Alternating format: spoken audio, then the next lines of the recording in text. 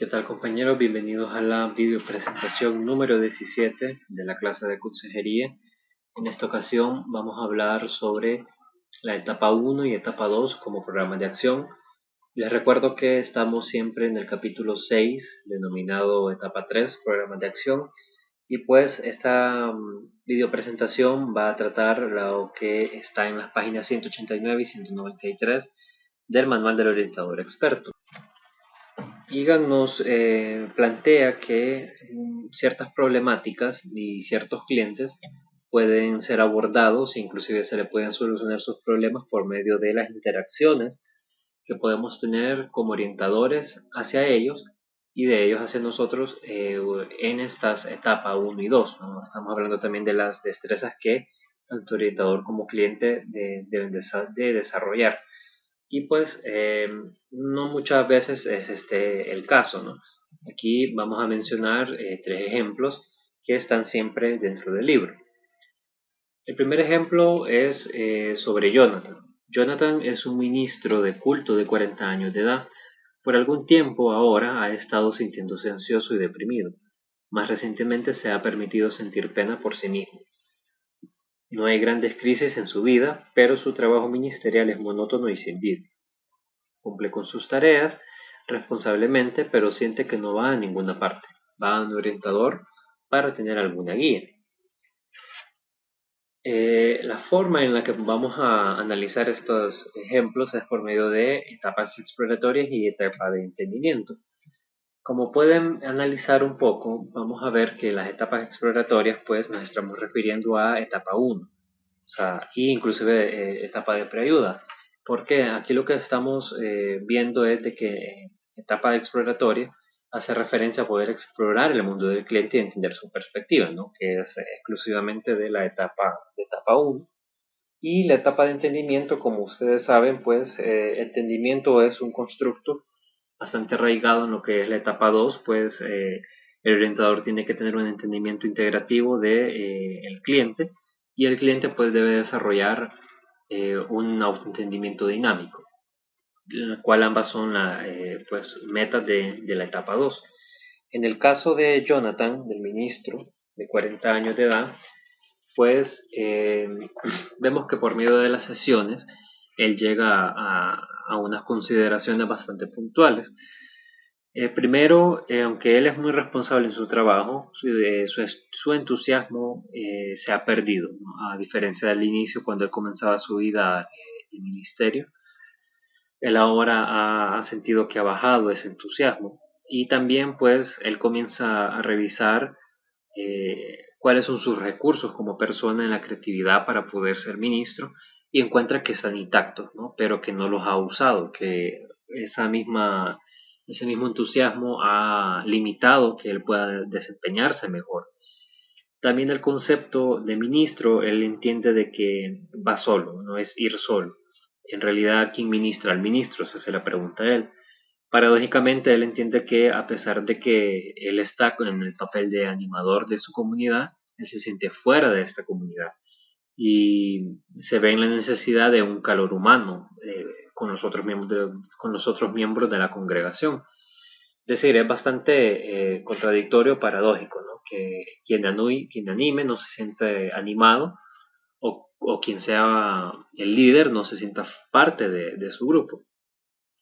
También se da cuenta que está entrando en una crisis de límites. La crisis de límites, pues, está definida como que la vida ya no es una cosa ilimitada, como lo es para la mayoría de los jóvenes, ¿no? Sino que él ve que el tiempo ahora es algo más precioso y está en una etapa que ya se puede ver tal vez ciertas cosechas y se pueden ver los frutos de lo que él ha hecho en su vida. Por ende entiende de que está en una parte en la cual tiene todavía muchos años por delante y son años bastante desafiantes.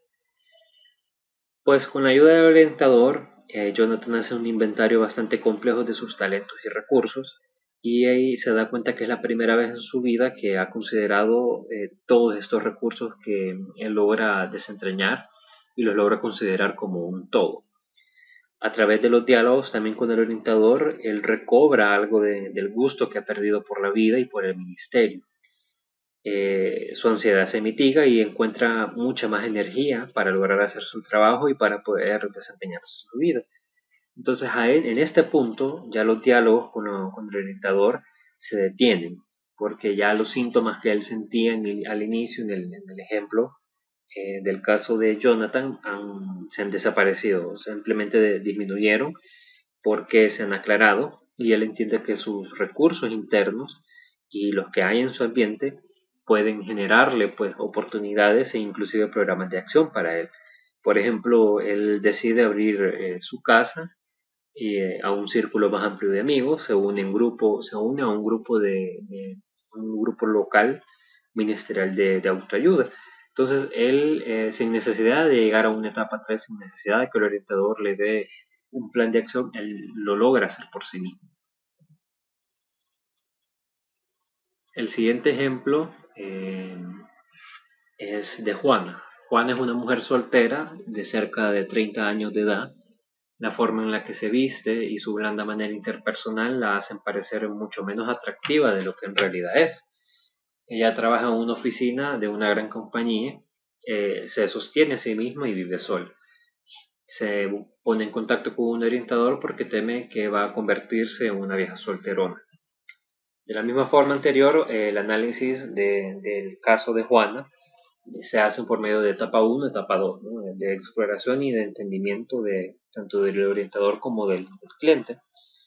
Y pues en el caso de Juana, logra revelar que gracias a la autoexploración, revela que cuando era niña su familia se mudaba bastante y muchas veces debido al trabajo del papá. Entonces ella nunca estuvo en un lugar el tiempo suficiente para establecer amistades o echar raíces. Y sus padres fueron bastante considerados con ella, pero a la vez eran distantes y bastante blandos. Y en la secundaria ella empieza a trabajar y decide mudarse del hogar. Decide partir del hogar de sus padres en un pueblo pequeño y pasa a un apartamento en una gran ciudad. Entonces aquí el cambio vemos que es bastante grande, bastante radical en cuanto a venir de los padres en un lugar pequeño a irse a vivir sola en una ciudad bastante grande.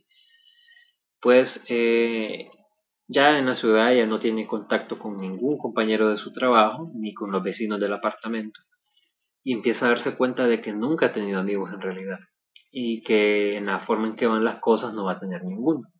Se siente sin valor y ya con el orientador se da cuenta que es la primera vez que lleva una conversación externa con alguien, ¿no? Que logra tener bastante comunicación con otra persona.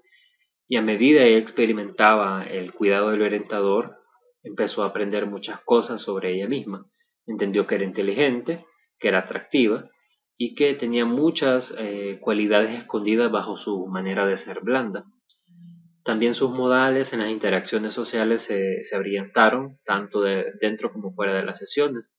Entonces, algo interesante aquí es de que eh, todo esto que ella logró entender, todo esto que ella fue descubriendo fue gracias al amor o a cómo ella se sintió apreciada por el orientador. Entonces, vemos que es algo muy trascendental cómo son las interacciones del orientador con el cliente, de cómo ella, en el caso de Juana, al sentirse apreciada por el orientador y al sentirse atendida, empezó a apreciarse a sí misma. Y la gente empezó a notarla más y ella emergió y empezó a hacer un papel más activo que el papel pasivo que tenía antes y empezó a emerger al mundo. Y en este punto ya las sesiones terminaron, porque no era necesario una etapa 3 como tal, una etapa ya formal, sino que por medio del entendimiento, del respeto, de la autenticidad, de la proximidad y la confrontación del orientador, eh, lograron tener un efecto liberador sobre Juan y ella logró desarrollar pues un autoentendimiento bastante dinámico sobre ella misma, lo cual hizo que toda su energía psicológica se moviera y pudiera empezar a actuar. El tercer ejemplo sobre cómo la etapa 1 y la etapa 2 logran ser un programa de acción en sí es el ejemplo de Antonio. Antonio viene al orientador del colegio porque está ansioso, deprimido y está siendo y está sintiendo dolor de cabeza y de estómago.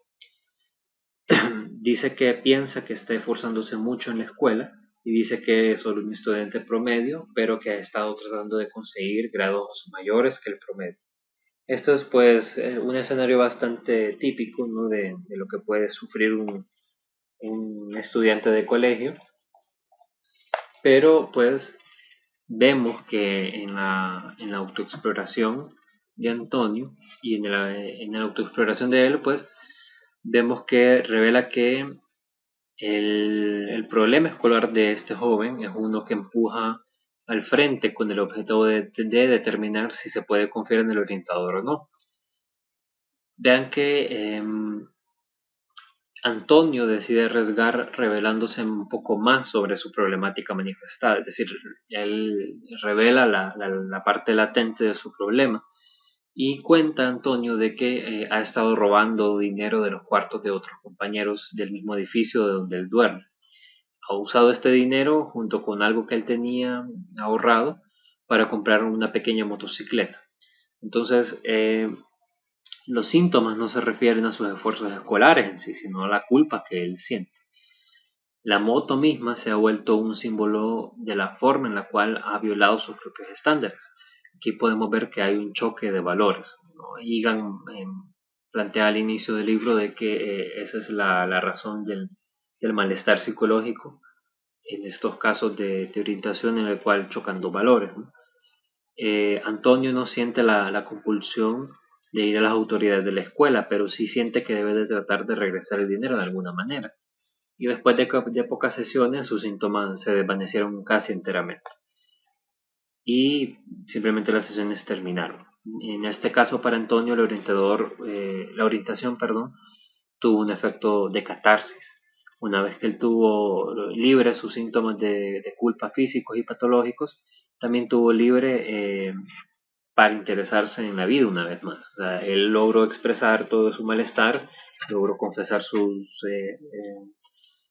pecados y pues simplemente él logró sentirse un poco más libre para volverse a interesar en la vida.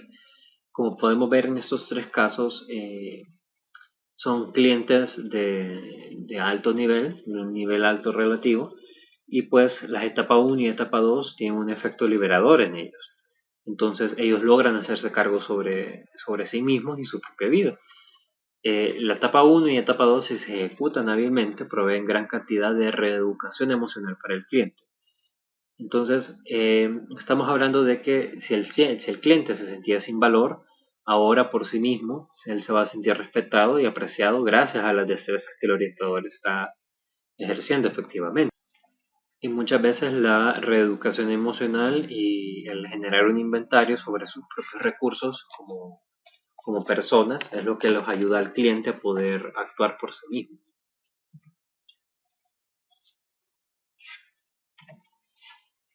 Ahora bien, una metodología completa para la solución de los problemas. Vamos a hablar un poco sobre que a pesar de que la etapa 1 y la etapa 2 puedan ser un plan de acción o un programa de acción en sí mismos, no muchas veces la catarsis y la reeducación emocional que se puede efectuar en ellos puede ser una solución completa para los problemas de todos los clientes, ¿no? Entonces, en la mayoría de los casos, muchos clientes tienen problemas porque están actuando inefectivamente. Es decir, un ejemplo sencillo podría ser, un ejemplo rápido, mejor dicho, que un hombre trata de resolver sus problemas bebiendo excesivamente y su esposa trata de reformarlo a él regañándolo constantemente.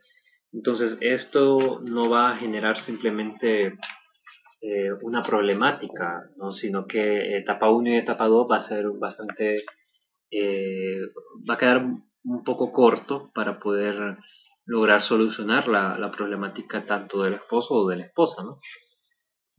Ahora vamos a ver una serie de ejemplos sobre clientes en los cuales la participación de las etapas pueden aliviar hasta cierto punto los síntomas. Cliente A. Ahora me siento mucho mejor conmigo mismo. No me siento tan vacío, sin valor o podrido. No quiero dejar la escuela, pero tengo que decidir qué programas son mejores para mí, incluyendo programas extracurriculares. Y en las vacaciones, puesto que viviré en casa, todavía tengo que tratar de encontrar alguna forma de vivir en paz con mis padres. Cliente B: ya no estoy tan ansioso cuando estoy solo o en el trabajo. Tengo más energía de la que nunca me había dado cuenta que tenía. Es sorprendente cuánto de mi energía estaba atada en ataques alternos de ansiedad y depresión. Pero ahora tengo un nuevo problema. Ahora tengo toda esta energía, ya no, ya no estoy contento con el trabajo que tengo o con la vida interpersonal muy restringida que llevo. ¿Qué hago ahora? En ambos casos anteriores podemos ver que pues la reeducación emocional es una forma bastante interesante de cómo ellos pueden entender su problemática, ¿no?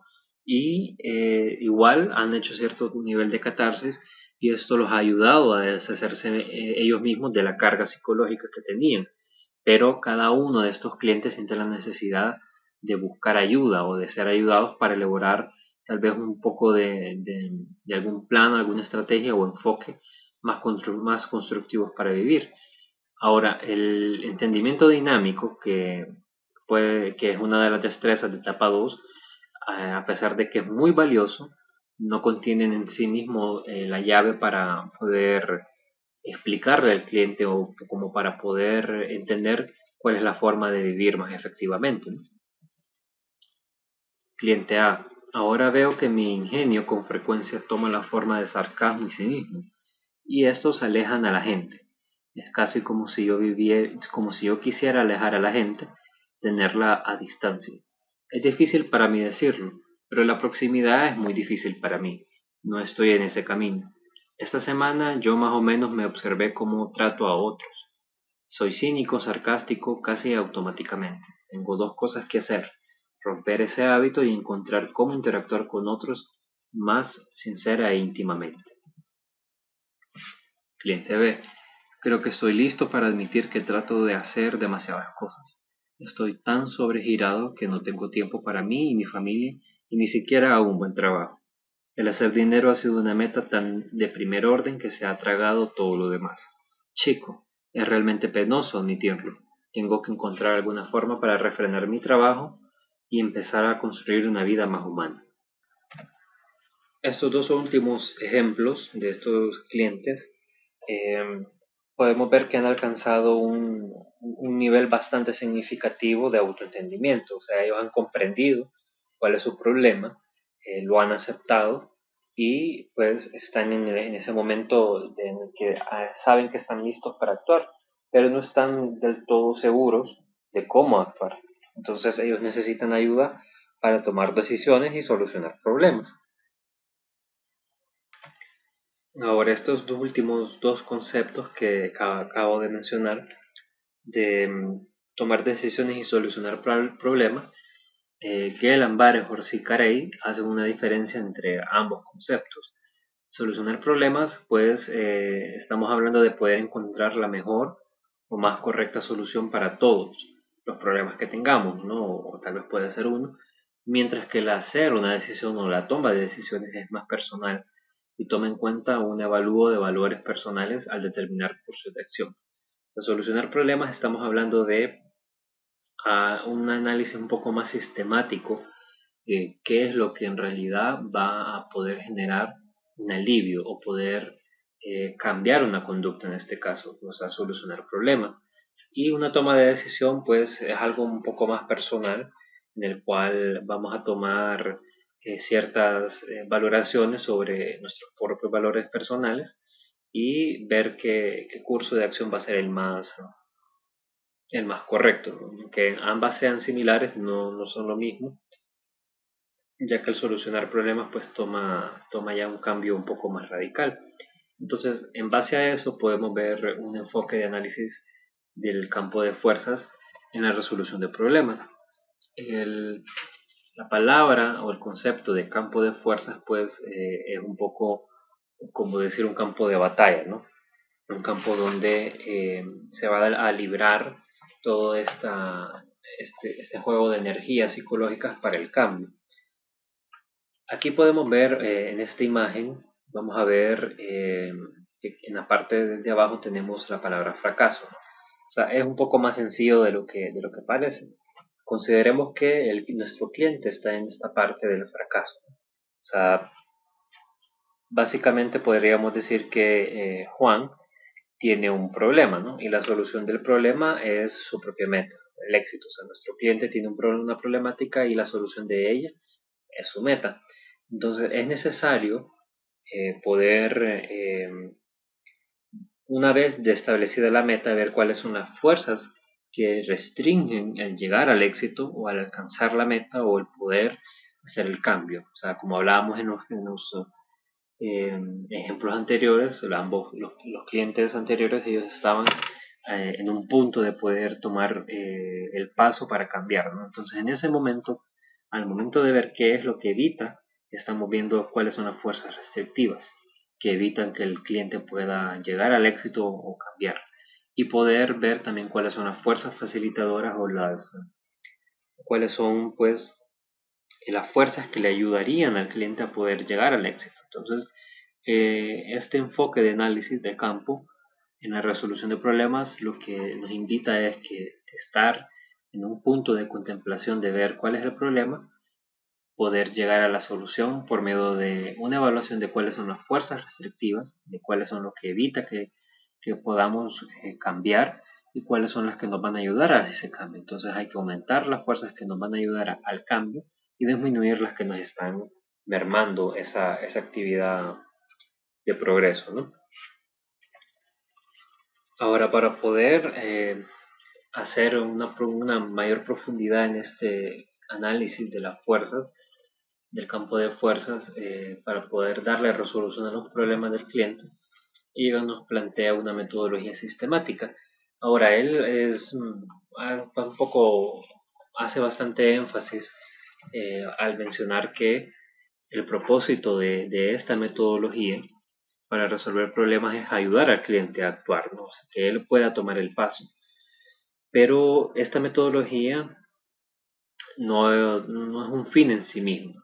O sea, aquí nosotros vamos a ver un poco al detalle una metodología para resolver problemas, pero puede que no siempre se vaya a necesitar esta metodología. Es decir, no es una camisa de fuerza, en realidad no es algo que vaya a ser exclusivo solamente para poder resolver problemas o que vaya a funcionar en todas las ocasiones, sino que más bien es necesario poder ver en qué momento puede ser propicio utilizarlo, y a la larga esto es una forma de ordenar pensamientos y recursos del cliente, ¿no?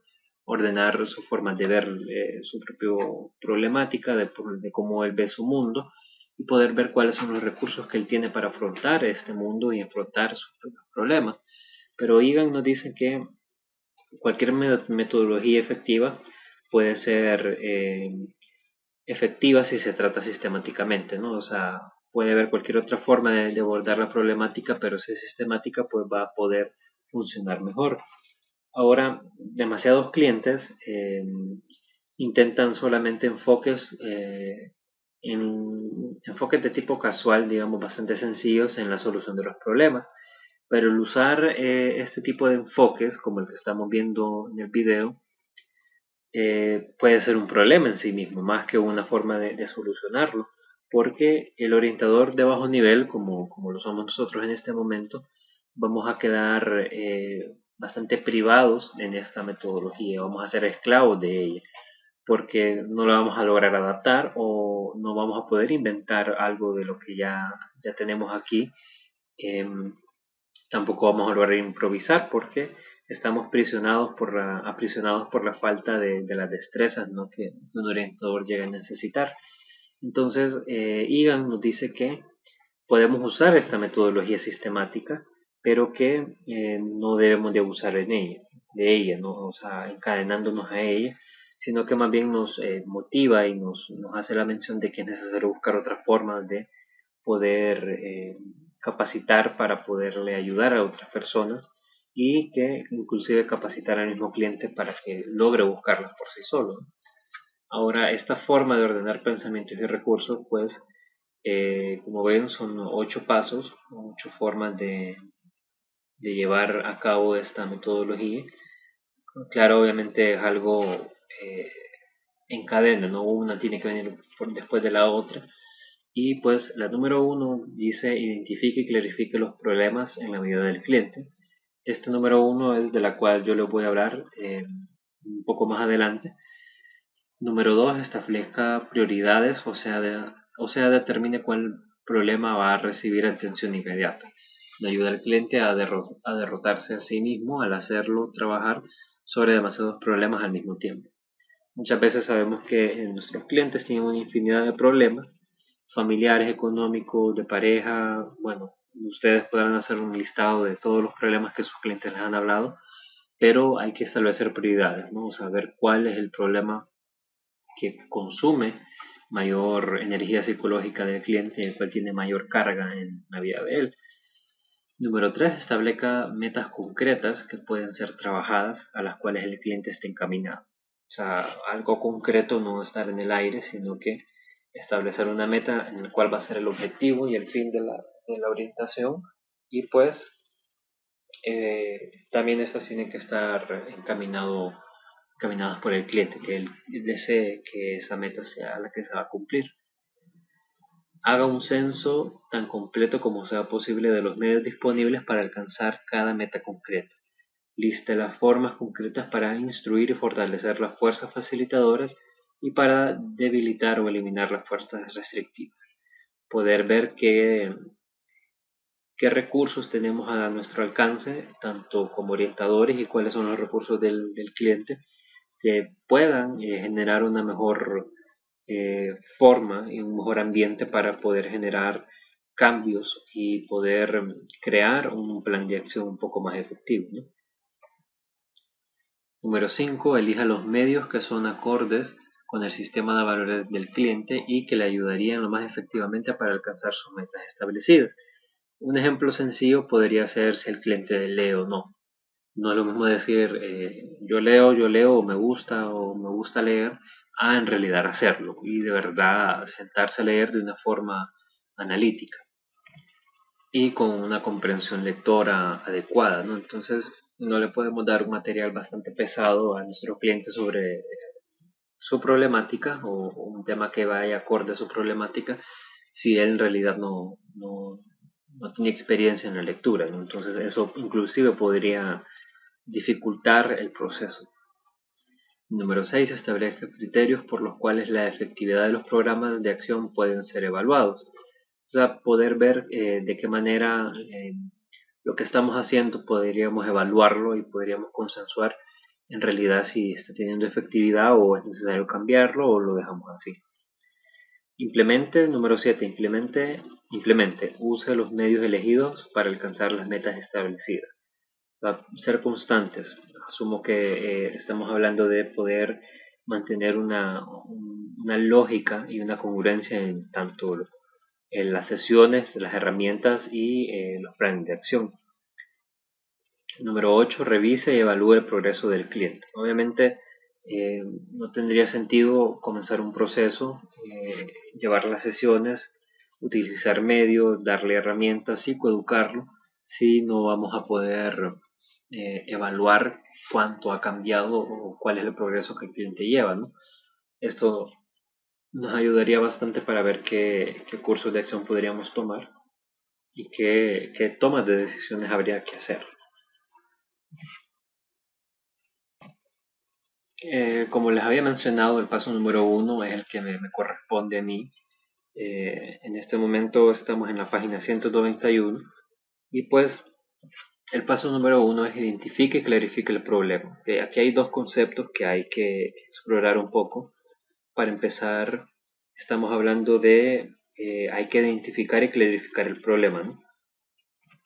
Y en este paso, pues, lo que es etapa 1, etapa 2, como sus destrezas son bastante, eh, ayudan bastante en lo que es poder identificar y clarificar el problema, ¿no? Porque vemos que para identificarlo es necesario poder estar con el cliente, darle la atención, eh, mantener una buena postura, ya sabemos utilizar el Soler, O sea, poder identificar el problema es ver en realidad de todo el discurso que él nos está dando cuál es la verdadera molestia que hay en ella, ¿no? Qué es lo que en realidad hay en la vida del cliente que le está causando malestar, ¿no?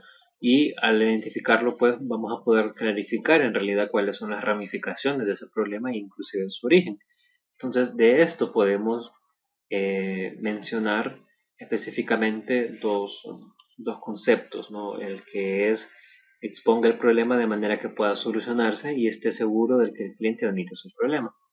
Primero vamos a hablar sobre cómo es esto de exponer el problema de una manera que pueda solucionarse.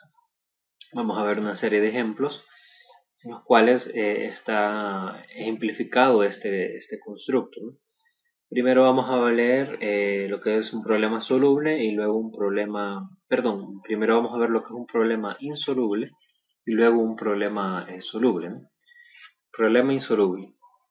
En suma, ahora mi vida es infeliz por mi pasado. Mis padres fueron indiferentes conmigo y a veces hasta injustamente hostiles hacia mí. Si ellos hubieran tenido un poco más de amor, yo no estaría en esta maraña actual.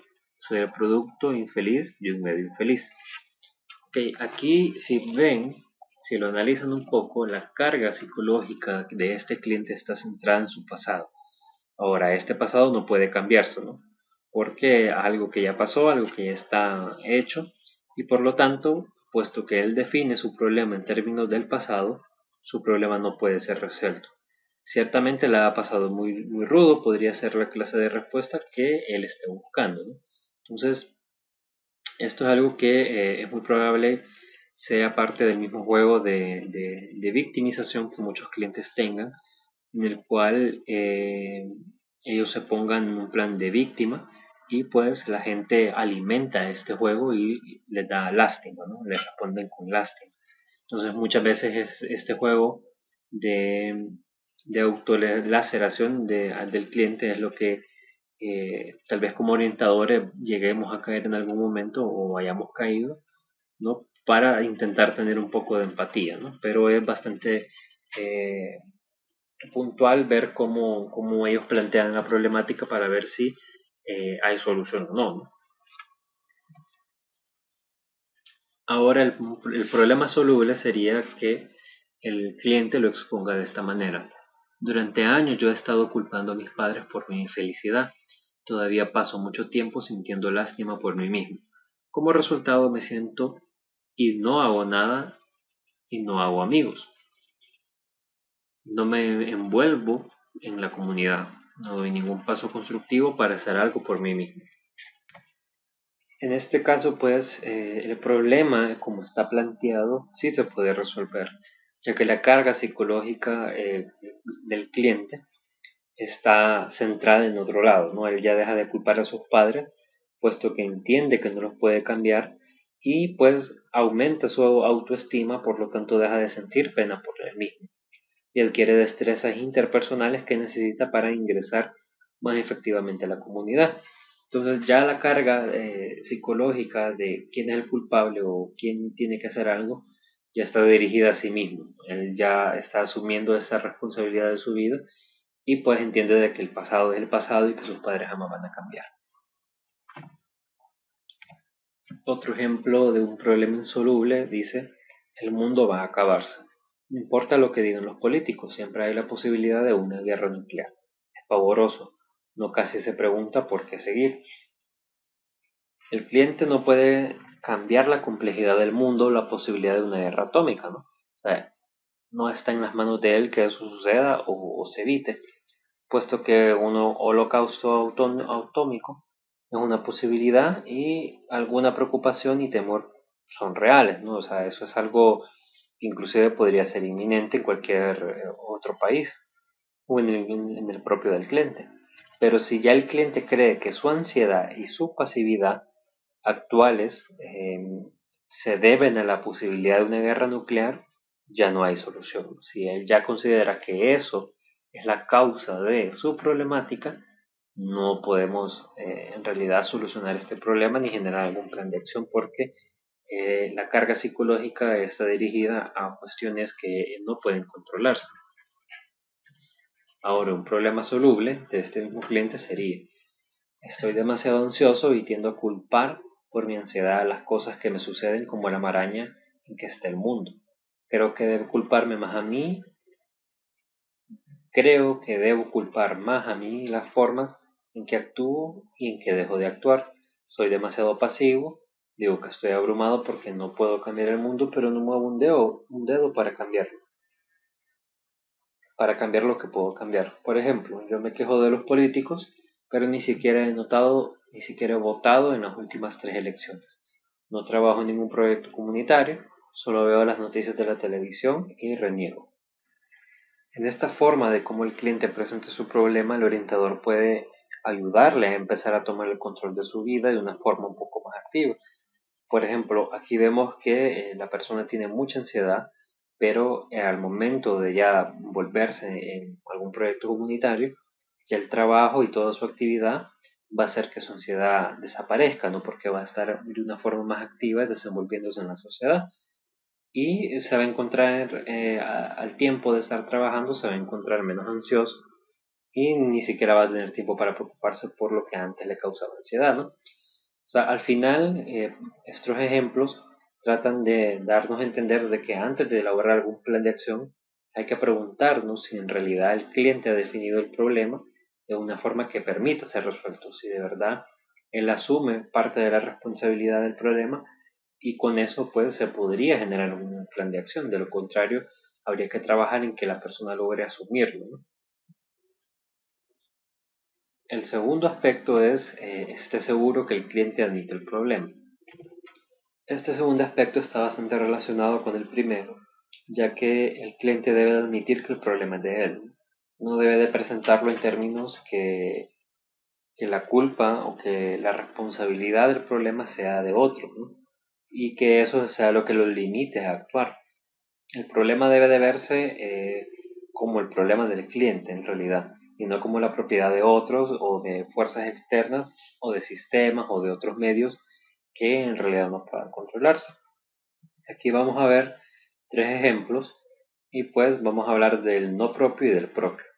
El no propio, pues, en el primer ejemplo dice: mi esposo es un borracho y no puedo hacer mucho para cambiarle, a pesar de que lo intento. Ha arruinado el hogar y nuestros niños sufren mucho. Debe salir de la casa fuera de nuestras vidas. El propio de esta cliente dice: no he aprendido cómo enfrentarme con la bebida excesiva de mi esposo. Sé que he hecho cosas que meritan tener un borracho por esposo. Yo siempre he renegado aun antes de que él empezara a beber. Cuando nacieron los niños mostré mucho más interés en ellos que el que mostraba para él. He puesto toda la culpa de nuestra desgracia en su beber, pero yo comparto la culpa. Ven que hay un nivel de reflexión bastante elevado, a diferencia del no propio en el caso de este ejemplo. El segundo dice: no propio. Vivo en una sociedad racista, me fastidia mucho. El ejemplo propio es: soy un racista, vivo en una vecindad que excluye a los grupos minoritarios, especialmente a los negros. Empiezo a ver que este es solo uno de mis prejuicios. Aquí también vemos que hay una mayor comprensión del malestar o de lo que en realidad le molesta al cliente, ¿no? Y hay una aceptación real de que el racismo ya es parte del cliente y es uno de sus muchos prejuicios. El tercer ejemplo, en el no propio, mis amigos no parecen interesarse en mí realmente, me mantienen al margen de su vida social. El propio dice: soy sarcástico y cínico cuando estoy con mis amigos. Creo que algunas veces ellos solo dicen "oh" quedadamente y desean que no estuviera yo ahí. Me alejo de ellos, no escucho bien a otros, apenas puedo culpar a la gente por no invitarme a sus fiestas y a sus vacaciones. Estos ejemplos, pues, nos evidencian que cuando dos seres humanos se encuentran en conflicto, es raro que uno de estos seres humanos esté sin culpa. Por ejemplo, una esposa no puede cambiar directamente a su esposo, pero ella puede cambiar su propia conducta.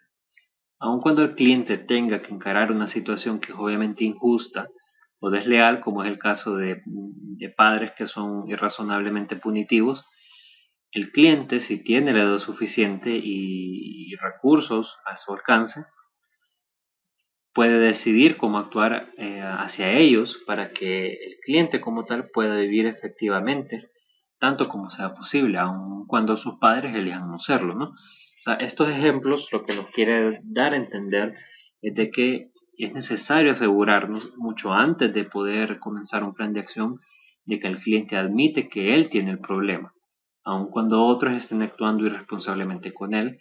Hay que determinar cómo va a actuar él frente a la adversidad, ¿no?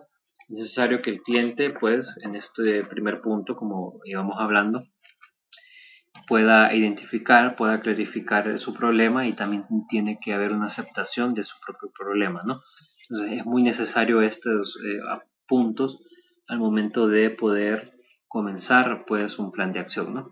Eh, Esto ha sido todo por mi parte, ¿no? Hasta aquí llega mi video presentación de consejería, y pues espero que les sirva para poder estudiar, ¿no?